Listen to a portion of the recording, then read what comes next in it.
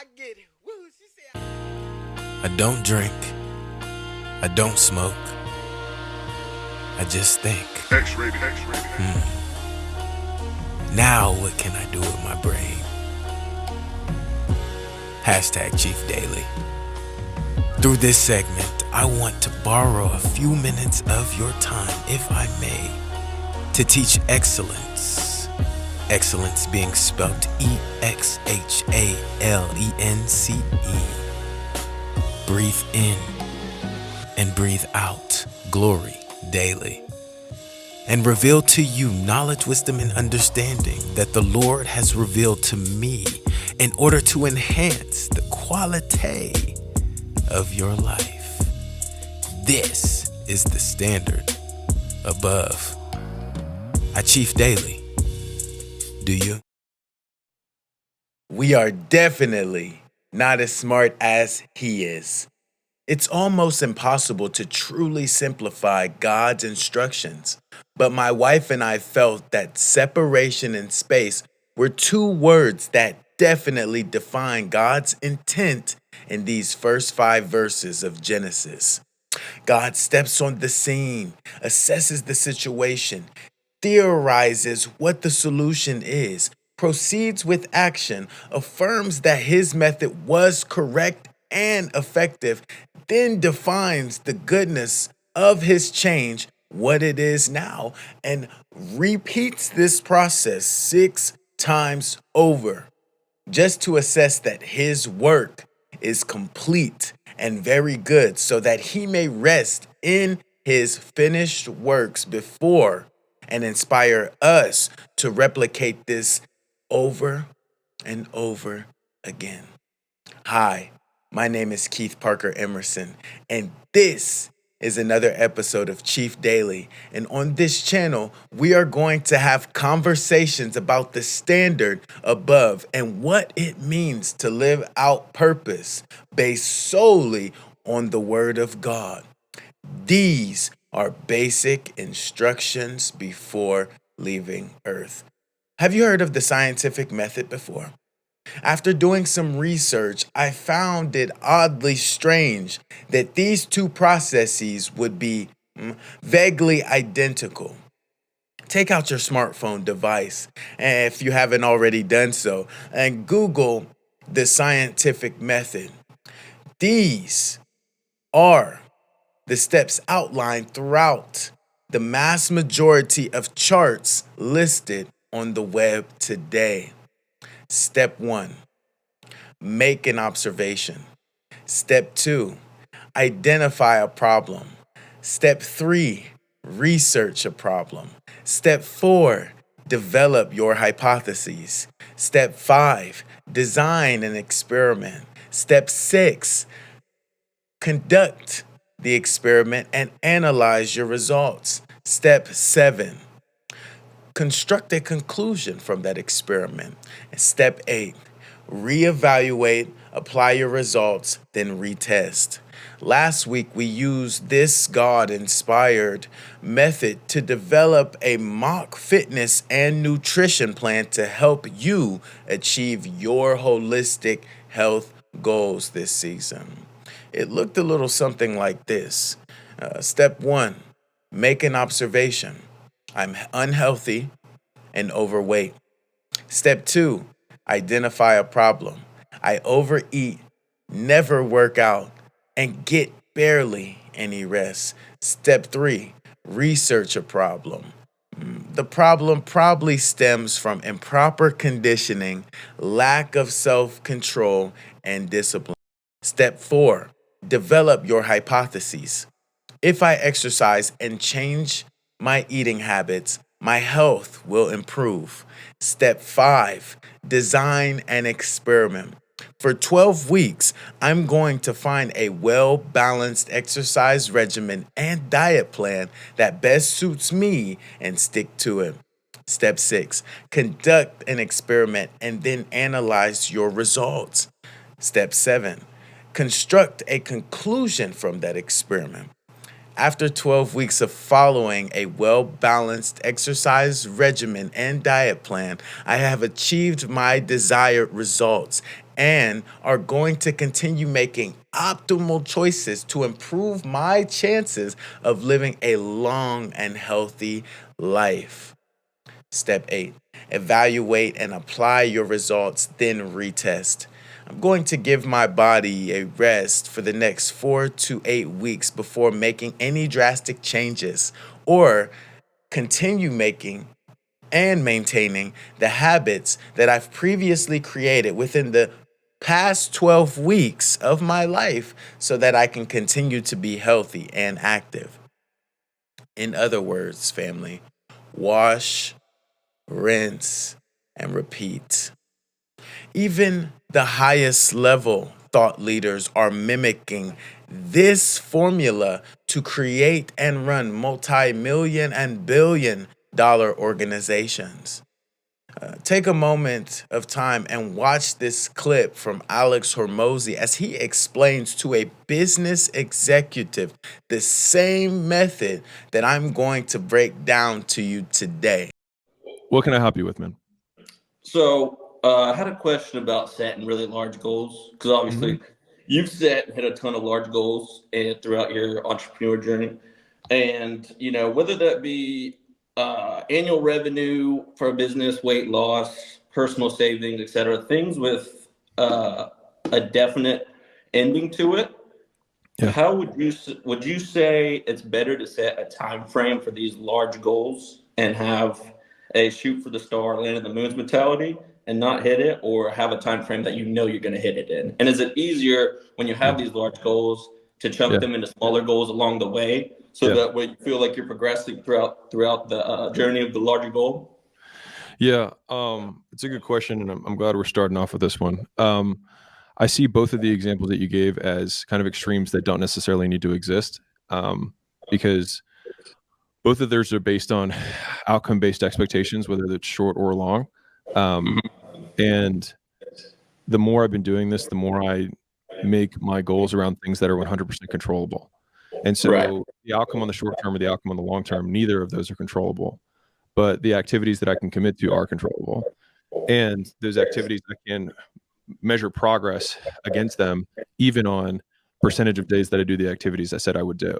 And so it's like somebody who says they want to lose weight, and it's much better to say like, well, why don't you just go to the gym? And so like actually there's an employee who's just starting to go to the gym.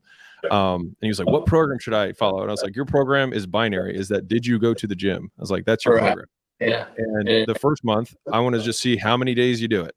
And then next month, we'll try and increase that number. And then once you can do it all the days that you're supposed to be going, then we can start adding things. But until then, I don't think there's any point in anyone putting any effort into what your programming is, because you can't stick with shit, right? And so to the second half of what you said, which is like, do you break things down into like very, very minute level? I pretty much only do that, because I basically say, okay, this is what would be cool, but if it doesn't happen or it does is relatively irrelevant, because I think that if I do these things, that'll happen. But the only thing I can control is doing these things. And then what happens is if I hit 100% of my doing these things and then the goal doesn't happen, I will still feel like I accomplished what I said I was going to do. And so that built my own confidence in terms of my sticking with my word, because that's like one of the few things I care a lot about, is that if I say I'm going to do it, I'll do it. And so then what you can then do is alter your hypothesis around goal setting. So this is going to be for everybody. So this isn't just for you, Joe. I probably should have done this at the forefront of how we set goals. But at acquisition.com, we have a very simple process for setting goals. Number one is we say, what problem are we solving? And that problem should chunk up to one of three things. Either we're going to if we solve this problem, it's preventing us from getting more customers. So if we solve it, we'll get more customers. We're not making enough money per customer. So if we solve it, we'll make more money per customer. And number three is that it's going to decrease our risk of either of the first two happening over the long term, which increases enterprise value, right? So if you think about the value of a company overall, it's number of customers times LTV, or lifetime value, and how long that will happen and how likely that will continue to happen in the long run. And so all have to bucket. And so that will really help for your employees. If they're like, hey, I think we should make this a goal, I'd be like, well, how's it going to do one of these three things? And if they can't explain it, then it's probably not worth doing, which many things could improve a business, but we have limited resources. And the job of the CEO is to allocate money and effort. And so if we're the allocator of those resources, we have to make sure it's going to the bucket's going to get us the highest return. So number one column is it get us more customers? Does it make them worth more? Or is it decreasing the risk that those things are going to stop happening in the future? That's column one. Column two is what's my hypothesis? So I believe that if we do this, if we do X, Y will happen, right? So it's just a hypothesis statement because we make these goals, but there's always an underlying assumption that we think something's going to happen if we do this. I think if I double the amount of videos I put out, I'm going to get more clicks to my website. That's the hypothesis. Now, the goal that we're trying to solve is get more customers. My hypothesis is if I double my number of videos that I make, I'll get more customers or get more clicks to my site. Cool. So then column 3 and column 4 is what is X and what is Y, right? Which is what is the thing I'm going to do and what do I think is going to happen? And so that's the first part of the goal setting. That's all we do. What problem are we solving? What's the hypothesis? What's the X, which is the input? What's the Y, which is the output? That's all we do. We do with every single company. That's what we do every quarter. So we do every annual planning. That's what we do. After the quarter or the time period's over, we then have 2 more columns to say, did we do X? Did we actually double our number of videos? And then did Y happen? Because you can also you can double your number of videos, but then you find out that your quality drops. And so you actually didn't get the number of clicks that you thought to your site. So you had a hypothesis, but it was wrong. And we're like, okay, so we need to amend our hypothesis. So we have to double our number of videos while also making sure that we script them and have ideas that are just as good as they were before. So then we have to solve that problem, right? But that is the process that we tackle all of our goals. And I have spent less and less time thinking huge amounts in the future. I mean, exciting stuff, sure, if you're vision casting for the team to say like, this is the big problem we're going after. But in terms of the doingness of the business, everything's down to like, what are the activities? What are we committing to?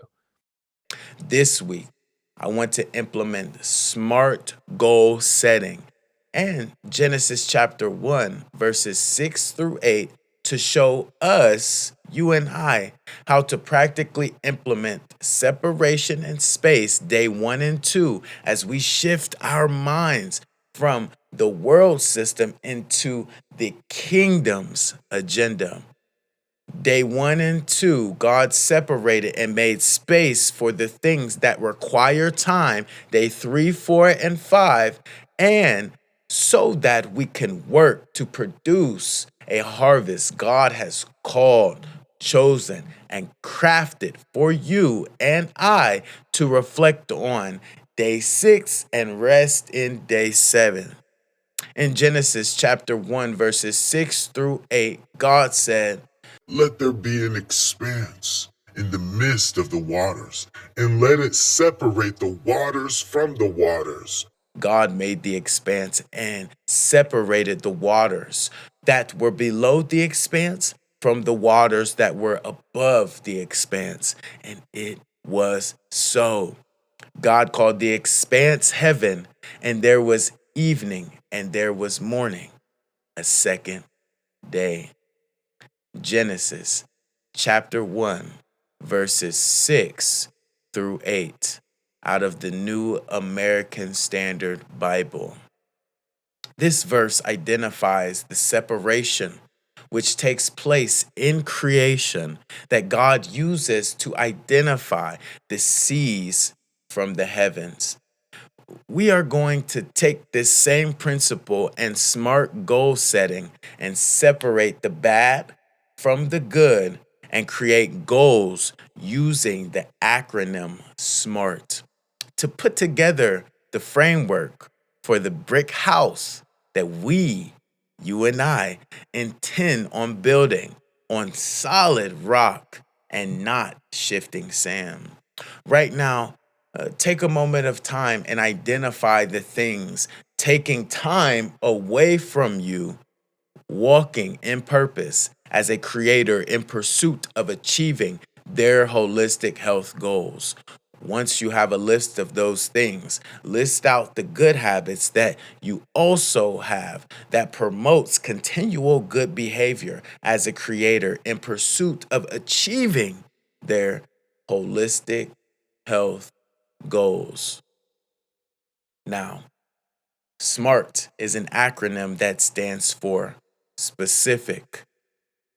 What are you specifically setting out to achieve?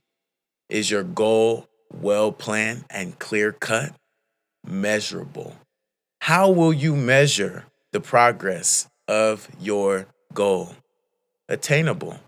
Are we setting realistic goals that are challenging yet achievable? Relative and reachable. Is your goal relevant and serves a specific purpose? And finally, time bound. Can you specify a deadline? And when the time comes, reevaluate and make new goals to further progress you closer to the intended destination. This is how I use creation programming to set SMART goals every single day, which has made my life more abundant than ever. Specific. I want to be in the best shape of my life year round. Measurable. Day to day, I use my First Form app to track my macronutrients and steps to determine how many calories I am consuming and how many calories I am burning. Also, I take photos and weigh myself daily to monitor the physical progress that I am making. Also, guys, if you haven't already done so, hit the like button, comment below this video, and subscribe to our channel. My goal is attainable and realistic based upon the data that I have now and where I am starting from on my content creation and holistic health journey. This goal is reachable and relative. This goal is relative and reachable because my purpose in life is to inspire young men, women, and children such as yourself to pursue Christ and the life you desire in Him. This goal is time bound. Again, I want to be able to achieve this goal every single day of every single year. How does this relate to holistic health, Keith? That's why I'm watching your video. Duh. Well, having a SMART plan has mentally, physically, spiritually, and emotionally given me the ability to pursue my goals at the capacity in which I present to you weekly in spirit and in truth. Do you desire abundance? Are you ready to be transformed by the renewing of your mind through the Word of God? Are you tired of not winning or achieving the things that you set out to do? Then apply creation programming and SMART goal setting and watch your life change before your eyes. There is no better time than this moment itself. When attention is the most valuable asset, how much are you willing to invest in your transformation this season? The reason why you are watching this video is because you are stuck where you are and need help getting out of the mud hole you've stepped into unconsciously. Wow. This research and these scriptures collectively teach you and I that rest, exercising, and healthy eating is an active stewardship of God's creation and respect for our bodies as temples of the Holy Spirit. From the Garden of Eden to the Last Supper, each verse leads us to a deeper understanding of how our physical nourishment is intrinsically linked to our spiritual well-being. In embracing these teachings, we not only nourish our bodies with wholesome foods, but also feed our souls with wisdom and the love of God. This journey through the scriptures invites us to the table where every lift, meal, and moment to recover becomes an opportunity to glorify God, care for his creation, and remember the profound spiritual connection in the simple act of living. My name is Keith Lamont Parker Emerson Jr., and this finishes another episode of Chief Daily. If you haven't already done so, hit the like button, comment below this video, and please, if you received some valuable information, share it with your friends and family. Also, please check out the rest of this series on my YouTube channel. He did what in 6 days? If you truly want to enhance and enrich your life mentally, spiritually, physically, and emotionally, now, peace and blessings to you all. I love you guys. Hope to see you next week.